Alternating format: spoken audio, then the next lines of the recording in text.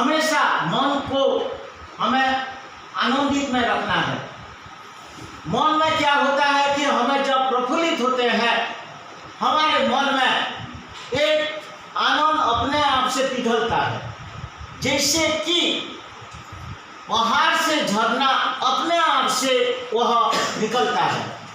ठीक उसी प्रकार हमें कक्षा से आने से पहले हमारे मन को कभी भी दुखित नहीं करना है।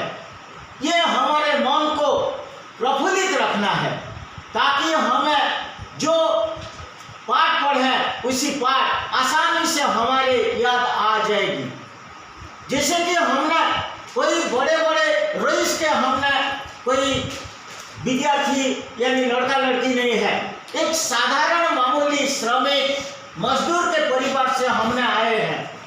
जैसे कि कीचड़ से क्या होता है कि कमल खिलता है, उसी प्रकार ये कभी भी अपने जीवन में अपने आप को छोटा महसूस नहीं करना है।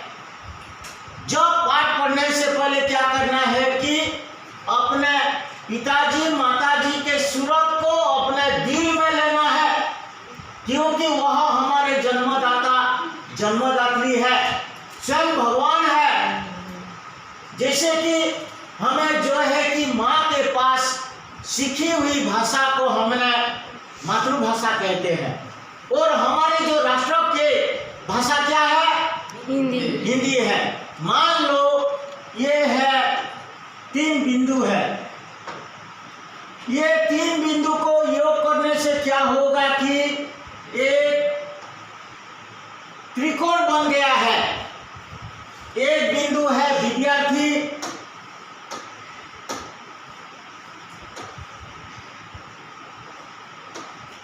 विद्यार्थी, दूसरा है अभिभावक यानी माता पिता, और तीसरा बिंदु है क्या है कि गुरु यानी शिक्षक है। हमने माँ के पास जो है कि सीखी हुई भाषा को हमने क्या कहते हैं? मातृभाषा।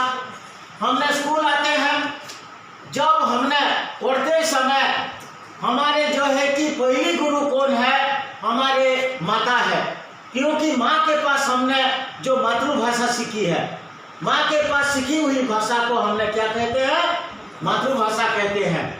और जब एक विद्यार्थी जब स्कूल आता है, स्कूल में गुरुजन यानी शिक्षक के माध्यम से पाठ पढ़ता है, वह 3 बिंदु का योग नहीं होने से एक विद्यार्थी का जीवन कभी भी सार्थक नहीं होगा, यानी स्वयं त्रिकोण बना नहीं पाएगा।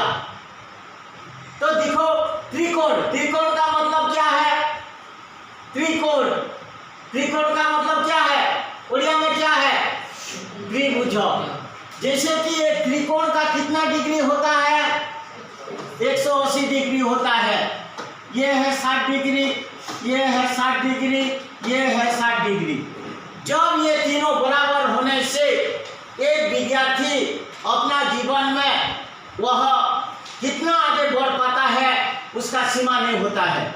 इसीलिए जब पाठ पढ़ने से पहले कक्षा में ध्यानपूर्वक से सुनना है, मन को इधर उधर नहीं भटकना है, पूरी तरह से जिम्मेदारी के साथ पाठ को याद करना है, ताकि तुम्हारा जीवन में सार्थक होगा।